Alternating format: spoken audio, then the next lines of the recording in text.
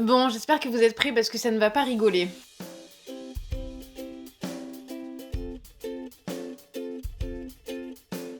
Hello tout le monde, j'espère que vous allez bien. Je vous retrouve aujourd'hui pour un nouveau book haul et c'est un book haul assez conséquent comme vous avez pu le voir sur la miniature. Il y a de tout, des mangas. Non, en fait, il n'y a pas de tout. Il y a des mangas et des romans, et c'est déjà pas mal. Ah pardon, il y a des graphiques aussi, excusez-moi. Des essais. En fait, il y a un peu de tout. Donc je vais commencer sans plus tarder pour éviter de perdre du temps. Alors c'est un peu mélangé, je prends comme ça vient. Je vous dirai à chaque fois si c'est un service presse ou si c'est quelque chose que je me suis procuré en librairie ou que j'ai commandé. Je vous expliquerai tout en détail. Bref, allons-y. De la part des éditions Glénat, j'ai reçu 4 tomes de 100 jours avant ta mort. Alors, il y a un petit problème par contre, parce que j'ai reçu le tome 1, 2 et 5, 6. Alors, en sachant que j'avais déjà lu les tomes 1, 2 et 3, il me semble. Donc, je sais pas trop ce qui s'est passé, mais j'irai me procurer le tome 4 pour pouvoir poursuivre la saga. Dans cette histoire, on suit alors le nom des personnages. Donc, on suit Taro qui déclare sa flamme à Umi. Je vous lis le résumé du tome 1. Ils sont amis d'enfance. Alors, ce qui est surprenant, c'est qu'en fait, Taro va se rendre compte qu'il peut voir un chiffre apparaître au-dessus de la tête d'Umi. Et ce chiffre va descendre progressivement, donc il va partir de 100 et petit à petit s'abaisser.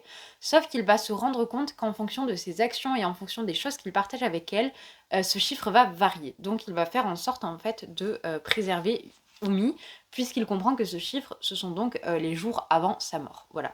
Donc c'est un shoujo hyper classique qui en même temps revêt ce petit aspect fantastique, ou tout du moins avec des pouvoirs psychiques un petit peu particuliers. Et c'était sympa, c'était mignon. C'est pas ce que j'ai lu de mieux, mais c'était divertissant, c'était sympa. Voilà, je sais pas quoi vous dire d'autre. Je lirai la suite du coup avec plaisir et curiosité. Je vous en dirai plus lorsque ce sera fait. On reste dans les mangas, je me suis procuré, je les ai trouvés chez Gilbert Joseph, il y en a un que j'ai trouvé d'occasion et l'autre que j'ai acheté neuf, je crois, si je me rappelle bien. Les tomes 2 et 3 de Death Note dans la Black Edition. J'ai relu le premier tome qui, je crois, du coup, en compte 2, si je me rappelle bien. Il me semble qu'un tome de la Black Edition reprend 2 tomes de l'édition classique. J'ai beaucoup aimé, j'avais déjà adoré quand j'étais ado, mais c'est vrai que j'ai été très très contente en fait de me replonger dans cet univers-là que je trouve toujours aussi fouillé, aussi précis, aussi riche, et j'ai du mal à comprendre en fait que à mon époque, je suis pas si vieille que ça pourtant, mais on classait pas trop les mangas et c'est vrai qu'on y a eu accès très jeune alors que la mentalité, que ce soit de Kira ou de elle, ce sont vraiment des mentalités très particulières et assez ambiguës. Donc voilà, je saurais pas, je crois que c'est rangé en seinen. En tout cas, c'est publié ici chez Dark Kana, donc j'imagine que c'est la collection un peu plus sombre, comme son nom l'indique. Mais voilà, j'étais très contente en tout cas de redécouvrir ce classique en fait du manga. Si je dois vous faire un rapide résumé, nous on va suivre un personnage qui s'appelle Light Yagami, qui est donc fils d'inspecteur. Et un jour, Light à l'école va tomber sur un carnet qui s'appelle le Death Note et il va se rendre compte qu'il y a une liste en fait comme une espèce de règlement d'utilisation de ce cahier. Et va lui apparaître le démon qui est ici, donc Ryuk, qui est le véritable détenteur du Death Note. Le pouvoir du Death Note, c'est que chaque fois que vous écrivez le nom d'une personne, sans préciser les causes de sa mort, la personne meurt dans les 60 secondes d'une crise cardiaque. Et si vous précisez les causes de la mort, là pour le coup, c'est vous qui en êtes le maître et qui décidez ce qui se passe. Light va vouloir lutter contre le crime, il va éliminer les meurtriers, il va éliminer les voleurs, les violeurs, bref, toutes les personnes qui lui paraissent causer du tort à la société et faire du mal aux autres. Et donc, il va se placer finalement un petit peu comme un dieu qui a droit de regard et qui impose finalement sa loi. En face de lui, il va y avoir elle, qui est donc un personnage d'enquêteur très intéressant aussi, qui est légèrement plus vieux que Light et qui va vraiment tout faire pour le démasquer. Ce qui est intéressant en fait dans l'histoire, c'est cette espèce de jeu d'échecs entre les deux personnages. Moi, enfin vraiment, j'adore et je suis très contente de poursuivre cette saga, de la redécouvrir. Bref, je vais arrêter de vous en parler. Vous avez compris, lisez Death Note si ce n'est pas déjà fait. Toujours chez Gilbert Joseph, je me suis procuré. Alors, je sais pas pourquoi il y a un post-it ici. Ah, mais c'est parce que j'ai commencé à le lire en fait, mais que j'ai lu précisément 19 pages. Donc La Muse des Cauchemars, le tome 2 du Faiseur de Rêves, donc c'est publié chez Lumen et c'est de Lenny Taylor. J'ai terminé le premier j'ai terminé le premier tome il y a peut-être 3 semaines, je pense, dans le cadre du challenge Litabricas pour le mois de mars. Et j'ai adoré le tome 1, j'ai vraiment adoré. Alors particulièrement la première partie. Dans cette histoire, on va suivre Laszlo qui est bibliothécaire dans une ville qui s'appelle... Je ne sais plus, mais ce n'est pas très grave. Il va être recueilli par les prêtres qui travaillent dans cette bibliothèque et qui vont s'occuper d'eux et l'élever. Et Laszlo va vraiment se prendre de passion pour l'apprentissage de façon générale, la lecture et tous les mondes un petit peu fantaisistes, notamment les contes, etc., etc. Laszlo, il est le seul à enquêter plus précisément sur une cité qui a disparu. On ne peut plus prononcer son nom. Le nom de la cité a disparu. Voilà. Alors je sais, c'est assez surprenant sur le coup quand on lit, mais voilà, c'est le cas. Et finalement, c'est très très bien expliqué dans l'histoire. Et donc Laszlo va vraiment se passionner pour cette cité et tout faire pour comprendre ce qui s'est passé. Et donc arrive dans la ville un jour des émissaires et je crois que c'est le tueur de Dieu qu'il s'appelle, qui viennent donc de cette cité qui n'a plus de nom. Et en fait Laszlo va se retrouver, suite à un concours de circonstances, embarqué dans ce voyage vers la cité disparue. Et il va rencontrer une jeune fille qui est restée là-bas depuis la disparition de la ville en fait. Donc elle est restée là-bas avec plusieurs autres personnes. Je ne sais pas si je suis très claire, hein, clairement, je parle assez mal de... Mais en tout cas le tome 1 était génial et j'ai vraiment hâte de continuer. J'ai vu qu'il y avait eu pas mal d'abondance sur le tome 2, ce qui me fait un petit peu peur. Mais en même temps, voilà, j'ai vraiment envie de savoir la suite, donc je me lancerai dedans très prochainement. Et je me suis apparemment déjà lancée dedans. Mais je n'ai pas le temps de lire en ce moment, voilà, ou alors que des choses qui sont assez brèves, parce que dès que je vois des briques, je n'ai pas du tout envie. De la part des éditions Albin Michel, dans la collection Wiz, j'ai reçu un nouveau Stephen King, donc 1081, qui est une nouvelle très brève, hein, comme vous pouvez le voir, c'est un tout petit texte. Je vais vous lire le résumé, ce sera plus simple puisque je ne connais pas cette nouvelle. Pete Simmons, 10 ans, décide de partir explorer l'aire de repos désaffectée du 1081 quand son frère, chargé de le surveiller, part jouer avec des copains. Sur place, rien de bien intéressant pour un garçon de son âge, à l'exception de quelques vieux magazines et de cette étrange voiture garée là. Alors je vais essayer de me renseigner pour savoir de quel recueil elle est extraite, cette nouvelle, parce que je n'ai jamais entendu son nom. Donc alors je ne dis pas que je connais tous les textes de Stephen King, certainement pas, il y en a beaucoup trop, mais je ne connaissais pas du tout cette nouvelle, donc ce sera une véritable découverte. J'aime beaucoup cette collection qui permet peut-être à un public plus jeune de ne pas avoir la crainte de se lancer dans ces nouvelles qui sont tout de même assez particulières, on ne va pas se mentir. Là vous en avez une seule, vous en faites la découverte et elles sortent tous les peut-être 4-5 mois chez Albin Michel, donc c'est l'occasion de prendre un peu de temps pour lire et mûrir un petit peu les histoires de Stephen King. Tout ça pour dire que j'aime bien ces collections qui permettent aux adolescents de se tourner vers Stephen King sans se plonger peut-être dans des ouvrages qui sont d'une part pas nécessairement adressés à eux et d'autre part peut-être un peu conséquents et un peu difficiles à lire. Je pense par exemple au Fléau qui est vraiment énorme et je peux comprendre qu'on n'ait pas forcément envie de s'y lancer comme ça. Voilà, je trouve que c'est une bonne alternative. En mars est paru chez Nathan Lien de sang que j'ai dû recevoir à ce moment-là, mais ça fait un moment que je n'ai pas tourné une fois de plus et voilà, j'ai un peu honte, mais ça fait un petit moment qu'il est sorti. Donc c'est par l'autrice de Qui meurt et Se taire ou mourir. J'ai lu Se taire ou mourir, si je me rappelle bien, que je n'avais pas trop aimé.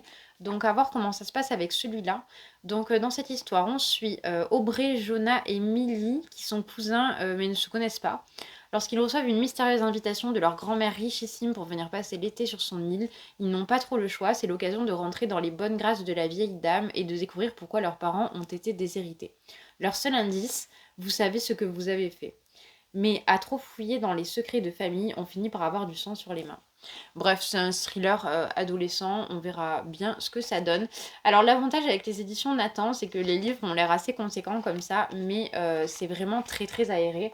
Et c'est vrai que il y a des moments où j'ai pas forcément envie de me plonger dans des ouvrages où c'est écrit tout petit, c'est bête, mais le soir, une fois que j'ai fait beaucoup de choses, que j'ai beaucoup travaillé, notamment sur l'ordinateur, j'ai pas très envie de me plonger dans un poche en fait, et quand c'est écrit microscopique. Donc voilà, il est certain que ces ouvrages offrent un confort de lecture qui est incomparable, je trouve, et vraiment indiscutable. Donc voilà, hâte de me plonger dedans, bien que voilà, bon, pour l'instant, l'a priori que j'ai sur l'autrice, c'est que ça m'avait pas trop plu la première fois, donc on verra. De la part des éditions Dupuis, j'ai reçu Les Secrets de Pont d'Orient, les fleurs de Megalove. Donc c'est par Carbone et Myrtille. Donc c'est dans l'univers de la boîte à musique, donc la BD qui est parue chez Dupuis. Et alors, je vais essayer de vous montrer, parce que là c'est vraiment un livre pour les petits, j'ai l'impression. Voilà, vous avez des illustrations comme ceci, elles sont cette fois en noir et blanc et ce sont des nouvelles qui prennent place dans l'univers de la boîte à musique. J'aime beaucoup ces ouvrages, je les trouve assez riches dans le sens où on a à la fois un récit fantastique, mais qui parle de thématiques très actuelles avec des sujets qui sont abordés dans un cadre un petit peu féerique et fantastique du coup, mais qui permettent véritablement de réfléchir sur notre monde, sur ce qui s'y passe et sur les problèmes de société actuels. De la part des éditions Glénat, j'ai reçu le 4e tome d'une touche de bleu de Nozomi Suzuki. Je l'attendais avec impatience ce tome-là et j'ai été un peu déçue parce que je trouve que voilà la thématique maintenant elle est un peu trop présente à mon goût et ça me plaît pas puisqu'en fait on suit une lycéenne qui tombe amoureuse de son professeur. Alors oui, son professeur est jeune, oui, elle aussi, enfin ils ont 3-4 ans d'écart, mais je trouve ça profondément dérangeant en fait maintenant donc je n'arrive pas à lire ça de façon tout à fait, je sais pas comment dire légère en fait, ça me dérange un petit peu et du coup j'ai pas passé un bon moment avec ce 4e tome et je pense que je vais arrêter la saga ici, surtout franchement partie comme c'est, j'imagine que ça va tirer en longueur et j'ai pas envie donc voilà, un peu déçue de ce tome 4. Je me suis procuré Moderato Cantabile, alors registre complètement différent, hein. J'ai pas fait de transition mais voilà, sans transition donc Moderato Cantabile de Marguerite Duras que j'ai trouvé pour 3 € chez Gilbert Joseph. Je ne sais pas de quoi parle ce livre-ci, je connais ce titre évidemment, j'aime beaucoup ses sonorités, je ne sais pas pourquoi, ce titre m'a toujours beaucoup parlé, je l'ai toujours trouvé très élégant, donc j'ai hâte de découvrir ce livre, c'est ici dans les éditions de Minuit, donc c'est également le cas pour L'Amant, d'ailleurs que je crois que je n'ai jamais vu L'Amant au format poche, je l'ai toujours vu dans ces éditions-là. Bref, donc ben voilà, toujours hâte de poursuivre ma découverte de la plume de Duras, jusque-là j'ai tout aimé chez Duras, tout, alors complètement différemment, mais j'ai tout aimé, donc voilà. Alors avant celui-ci, j'ai quand même prévu de lire Le Vice-Consul, suivi du Ravissement de Lolvestein, et je pense qu'après ce sera celui-là. Alors je ne sais pas s'il y a un ordre particulier à respecter, si c'est le cas, n'hésitez pas à me le faire savoir en commentaire, mais pour l'instant, j'ai prévu de les découvrir dans cet ordre-là. J'ai également pris, toujours chez Gilbert et toujours d'occasion, il m'a coûté 4 € celui-ci, Le Désert de l'amour de François Mauriac. Je viens de terminer Thérèse Desquerroux qui m'a à la fois plu et déplu. J'étais assez surprise par le style de Mauriac qui est vraiment inhabituel je trouve et finalement assez peu clair. Donc je ne pense pas que ce soit une erreur de la part de l'auteur, je pense que c'est volontaire. Toutefois, je suis assez sceptique quant au fait d'écrire d'une façon assez peu intelligible, comme c'est le cas dans Thérèse Desquerroux. Malgré cela, j'ai beaucoup aimé, je vais encore vous parler de son, mais j'ai beaucoup aimé les sonorités chez Mauriac, je sais pas pourquoi, le jeu à la fois de la ponctuation et des sonorités était très agréable. Bien que voilà, je souligne quand même ce souci pour moi de clarté, hein. Le désert de l'amour, je ne sais pas de quoi ça parle, j'en ai entendu beaucoup de bien en revanche. Voilà, donc c'est pour ça que je me le suis procuré, je voulais poursuivre ma découverte de ces auteurs, ce sera chose faite avec ce livre-ci. Alors, petit retour sur les mangas, j'ai reçu le premier tome de Ranking of Kings, publié chez Kyun. C'est de Sosuke Toka, et là, j'ai commencé à le feuilleter, mais je me suis endormie. Alors, c'était pas la faute du manga, hein, c'était clairement ma faute. Je n'aurais pas dû me lancer dans une lecture à ce moment-là, bref. Mais ça avait l'air rigolo et très mignon, donc j'en sais pas beaucoup plus pour l'instant. Voilà, je vous remonte la couverture. Mais le résumé est très très long pour que je vous en dise plus, mais voilà, je suis très contente de l'avoir reçu. Et je trouvais que ce petit personnage-là, si vous regardez la série, ressemble un peu au démon, à Lucie dans Désenchantée. Voilà, je perds mes mots, mais c'est ce qui m'a fait... Quand j'ai vu la couverture, j'ai dit tiens, il y a Lucie, mais non, ce n'est pas Lucie, clairement pas, mais bon, voilà, je le dirai quand même, et avec plaisir. Ça fait plaisir de voir par contre des illustrations peut-être un peu différentes. Actuellement, on a l'habitude en manga de voir des traits très ronds, bon bah là c'est plus enfantin et plus minimaliste, donc on verra. Je me suis procuré cette biographie de George Sand, alors je vais passer très vite dessus, c'est une biographie faite par Séverine Vidal. Séverine Vidal qui est l'autrice de cet ouvrage-ci, qui est un de mes gros coups de cœur de l'année 2021. Donc voilà, j'étais très curieuse de la découvrir dans autre chose, et j'ai vu qu'elle avait fait, enfin c'est plutôt ma libraire m'a recommandé George Sand l'Indompté, donc cette biographie publiée en jeunesse. L'histoire de la vie de George Sand, je l'ai déjà pas mal lue, je la relirai ici pour voir comment c'est fait. C'est un ouvrage sans illustration, il y a seulement du texte et voilà, donc je trouve que l'ouvrage est assez sympa. C'est publié chez Rajo, pardon. Oui. Ensuite, je me suis procuré Bienvenue dans l'Anthropocène de John Green. Il s'agit du dernier ouvrage de John Green. Il est paru chez Gallimard, comme quasiment tout ce qu'a fait John Green. Ah non, c'était chez Nathan au début, mais bon, maintenant c'est majoritairement chez Gallimard. C'est pas du tout comme un roman classique, puisque là, en fait, on va plus suivre des petites, comment on pourrait dire, des petites touches, des petites rubriques et des petites chroniques où, en fait, John Green va parler de ses réflexions sur la société et le monde. Je suis très curieuse de le découvrir parce que John Green souffre de troubles anxieux. Et il en parle très bien, il l'a très bien fait dans Tortue à l'infini. Il y a un petit peu cette notion-là pardon, dans Nos étoiles contraires, dans Qui es-tu, bref, dans tous en fait, il y a ce petit côté très sensible en fait de John Green et je suis toujours très curieuse de l'écouter parler. Donc là j'ai l'impression que c'est un peu plus personnel puisque c'est vraiment des réflexions qui lui sont propres. Je suis bête parce que le titre vous disait tout, donc chronique sensible des choses humaines, voilà. Donc ouais, je pense que tout est dit. Il est un peu plus cher que les autres titres de John Green puisqu'il est à 20 € et voilà, je me le suis procuré quand celui-là, je sais pas, il y a peut-être un mois je pense. Et je ne l'ai toujours pas lu, mais ça ne saurait tarder. Je suis toujours contente d'avoir un John Green dans ma palle parce que je les ai tous lus en fait depuis.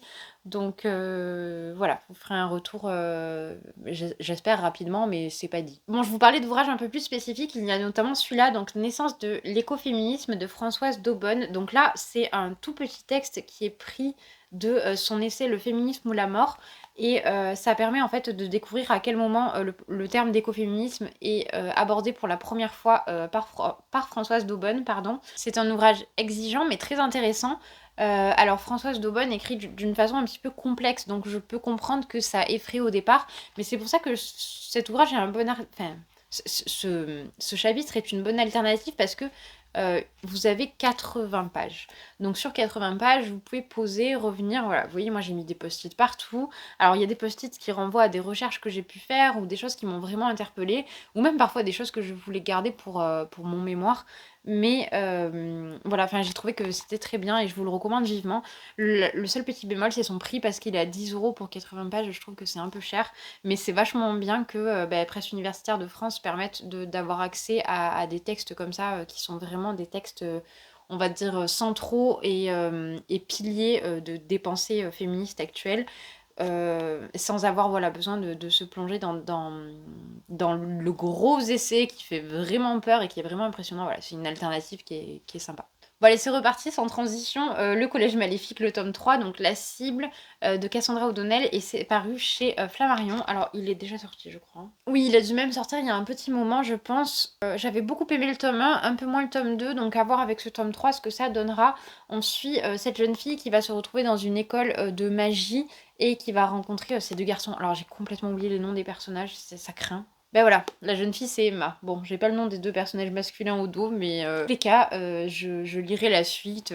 Et de toute façon, de base, j'aime bien ce que fait Cassandra O'Donnell. J'avais adoré La Légende des Quatre notamment, donc je continuerai la saga, même si, voilà, pour l'instant, c'est pas ma préférée. Elle est peut-être un peu trop jeunesse à mon goût en fait. Mais voilà, je suis pas le public cible de toute façon, donc c'est très bien qu'il y ait des ouvrages aussi pour la jeunesse. Mais c'est vrai que voilà, je suis moins emballée qu'avec La Légende des Quatre. Alors un ouvrage dont je vais vous dire assez peu de choses finalement, je me suis procuré Le Hussard sur le toit de Jean Giono. Alors j'ai lu Giono, j'ai lu notamment la trilogie de Pan avec Regain, Colline et il m'en manque un, je me souviens plus, mais j'ai lu la trilogie de Pan. C'est la seule chose que j'ai lue de Giono. Le Hussard sur le toit, c'est un classique qui fait cruellement défaut à ma culture littéraire d'une part, mais aussi à l'amoureuse de la littérature un petit peu, la littérature du Sud et la littérature provençale. Je ne sais même pas de quoi parle Le Hussard sur le toit. C'est quand même fou, je trouve, qu'un titre aussi connu, aussi célèbre, vraiment, je n'en connais rien du tout, quoi. Ça prouve aussi à quel point les études littéraires sont dans un modèle bien précis, parce que déjà, j'ai jamais entendu parler de Giono à la fac, premièrement. Mais en plus de ça, voilà, Le Hussard sur le toit, typiquement, titre hyper connu. Je pense que tout le monde l'a déjà entendu de nom et incapable de dire de quoi ça parle. Je vais y remédier très rapidement. De la part de Nord Absinthe, j'ai reçu Zaodi, donc c'est par Sarah Bushman et Morgane qui est la fondatrice de la maison d'édition. Donc je suis très curieuse de le découvrir parce que c'est un espèce de conte macabre, si j'ai bien compris, mais dans un univers japonais. Donc ça me plaît beaucoup, beaucoup. J'ai adoré ce qu'a fait Sarah Bushman jusque-là, puisqu'elle a fait Sorcière de chair, qui a vraiment été une très, très bonne lecture. Alors assez dérangeante, assez, troublante, mais passionnante vraiment. J'ai beaucoup, beaucoup aimé et Morgane, j'aime beaucoup ce qu'elle fait de façon générale. Je trouve que c'est toujours, très audacieux. Je trouve que c'est toujours très intelligent aussi. J'aime beaucoup discuter avec elle également. Je vais vérifier, mais il n'y a pas d'illustration à l'intérieur. L'ouvrage est paru en 2022, mais je ne sais plus exactement quand. Peut-être en février, mais je suis pas certaine, je veux pas vous dire de bêtises. En tout cas, je suis très, très contente et je vous dis des bêtises en plus. C'est pas au Japon, c'est en Chine, puisque le résumé, je vous le lis rapidement, il y a 3 lignes. Chine 2015, 2 âmes perdues, un père et sa fille se retrouvent après des années d'absence pour un décès. Celui de la mère, celui qui rouvre les plaies d'un passé que tous deux auraient préféré oublier.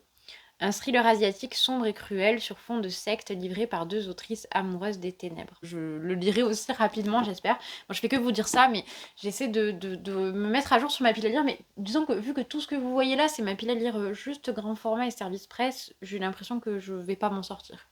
L'avantage, c'est qu'il y a des ouvrages comme ça que je vous présente qui sont entrés dans ma palle et aussitôt sortis puisque je les ai lus des réceptions. Donc il s'agit de Sweet Home, le tome 1.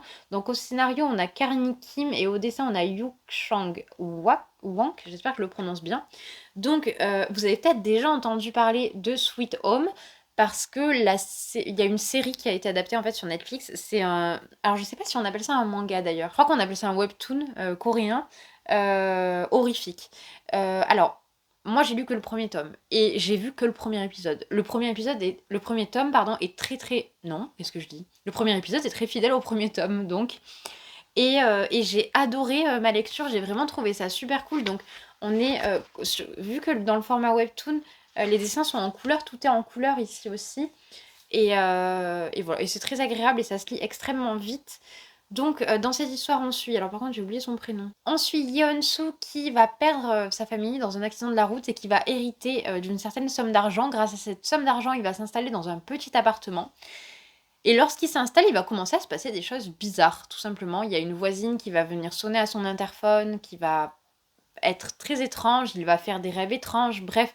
Et on va se rendre compte qu'il y a une espèce... Alors je sais pas si c'est un virus ou si c'est des créatures simplement qui mutent, mais en tout cas il y a des personnes qui sont touchées par une forme de folie et de transmutation en fait un petit peu.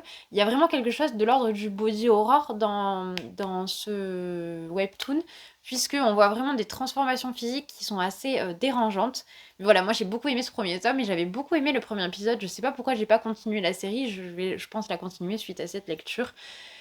Mais voilà, tout ça pour vous dire que c'était bien cool, Sweet Home, et que c'est maintenant disponible du coup en format papier. Allez, c'est presque terminé, plus qu'un. J'ai reçu Naître fille d'Alice Dussutour, paru chez les éditions du Ricochet. Je les remercie infiniment pour cet envoi puisque c'est moi qui l'ai demandé, mais je suis vraiment, vraiment très très contente. Dans cet ouvrage, on découvre les portraits de 5 jeunes filles qui vivent dans 5 pays différents. Donc on a Kaneila, Jade, Manouche, Makena et Louisa, j'espère que je prononce bien, qui subissent des injustices et des violences et qui nous expliquent en fait leur quotidien dans leur pays, tout simplement. Et c'est un petit peu l'idée de qu'est-ce que c'est que naître fille à tel endroit et à tel endroit du monde. C'est s'interroger sur toutes ces différences et sur toutes les modalités finalement qui existent aussi à cette prise de conscience du fait d'être une femme dans un monde d'hommes. Bref, je suis très très très très heureuse de l'avoir reçu, je vous en parlerai très rapidement. Et voilà, j'adore voir des ouvrages comme ça publiés en jeunesse parce que je trouve que c'est très important. Et j'ai eu que des retours extrêmement positifs sur cet ouvrage-là, donc j'ai vraiment hâte de me faire mon avis. Je l'ai reçu vraiment il y a peu et j'ai pas eu le temps de le dévorer, j'aurais adoré vous donner mon avis tout de suite, mais bon, ce sera pour plus tard. Et elles ont eu la gentillesse de me mettre dans le livre une carte comme ceci que je trouve très très belle. Et 2 marque-pages, donc il y en a un premier comme ceci et un second comme cela, voilà. J'espère que cette vidéo vous a plu, n'hésitez pas à me dire si vous envisagez de vous procurer certains de ces ouvrages ou si vous en avez lu certains, je serais ravie de voir vos avis en commentaire. D'ici la prochaine vidéo, je vous souhaite une très bonne soirée ou une très bonne journée selon le moment où vous regardez cette vidéo et je vous dis à bientôt.